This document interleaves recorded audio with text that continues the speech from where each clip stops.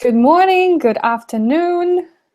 This is Live with Main Street, and you've got Jim and Anna. Hi, Jim.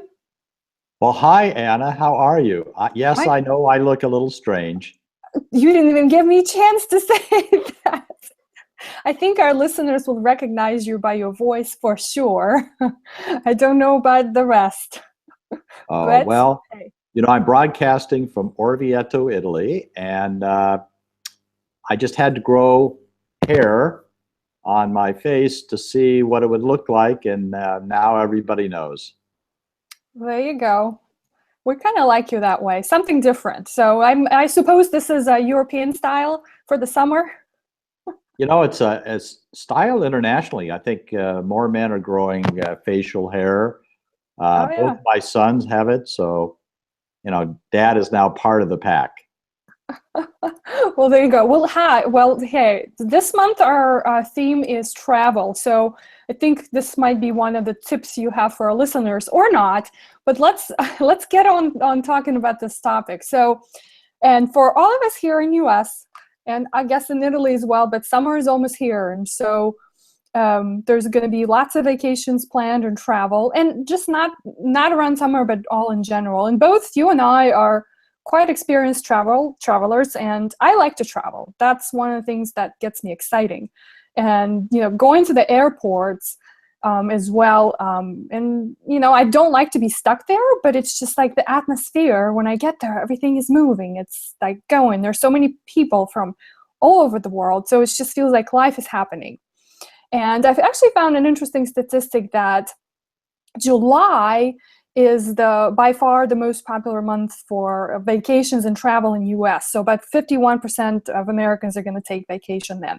August is second, and June and September are third. So we're kind of slowly starting to get into that mood.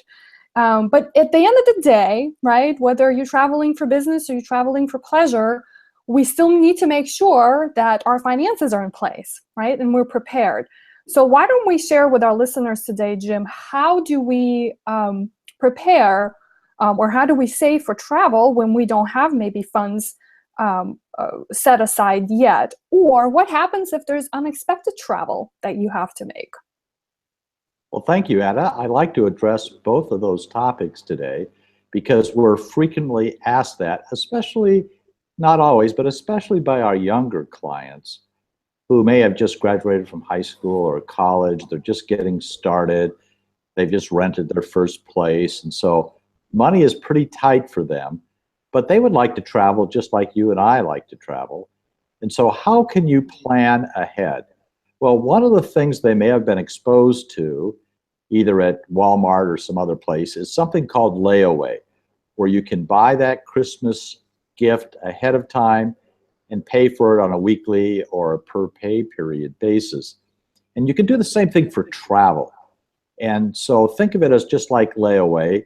If the trip you're planning is $600 or $700, maybe you divide that by the number of pay periods until you're going to take that trip.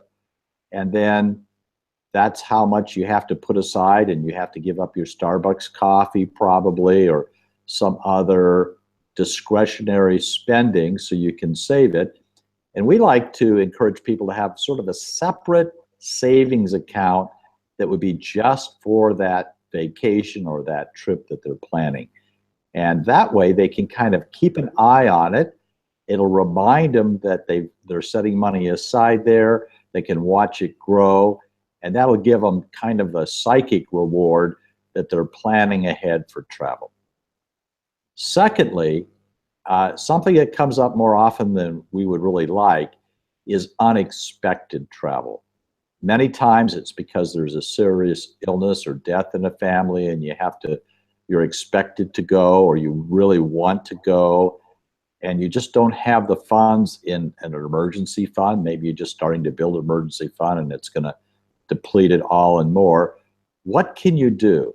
Well, one of the things you can do is put it on a credit card, but that is a convenient trap, because when you get back, you usually only have 20 or 25 days in the billing cycle until you're required to pay for it. And that's when the bank is counting on you stretching out those payments so they can make a nice profit. And we want to avoid that. Well, a lot of credit cards that I see are not just the 0%. A lot of them are 9.9 or 14.9 or 18.9. And so you have to look around at your resources and see what it is that you can do to raise the money to maybe pay off the credit card because you had to do it at the last minute.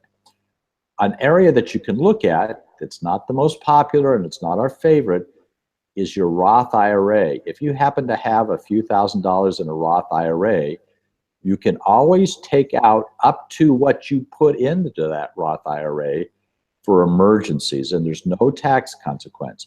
If you take out the whole thing, that means that you would be paying tax on the growth plus a penalty if you're under 59.5. You can also, at the last minute, plan to go really cheap. And there's lots of websites to find cheap airfares at the last minute. Most of the airlines that offer really cheap travel, you have to pay extra for everything. But at least it gets you there for that unexpected trip. And then where do you stay? Well, you can stay with maybe relatives or friends, or you can do something like Airbnb, or maybe you can even couch surf, which is a really cheap way to do it. So you have a secure place to stay, but you have to try all these different angles to cut down the cost of that unexpected trip. One of the things that I like people to do, not just for travel, but for all sorts of saving ideas, is to read a couple of the blogs. The one that I like the best is called The Simple Dollar, and there's another one called The Frugal Traveler.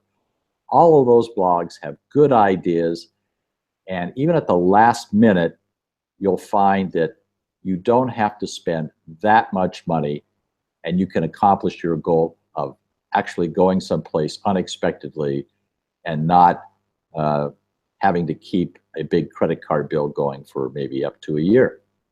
How's that, Anna?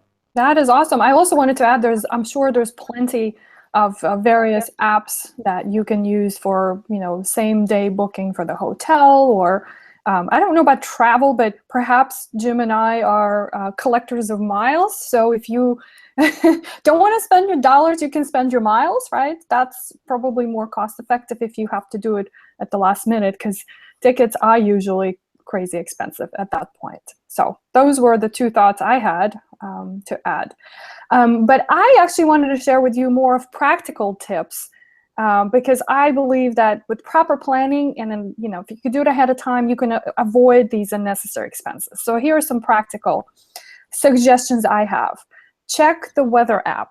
Okay, so here's what happened on my last trip to Baltimore. I thought I checked the weather and properly planned my wardrobe that I was going to take with me, but I kind of underestimated how much rain there was going to be. So I didn't have proper shoes.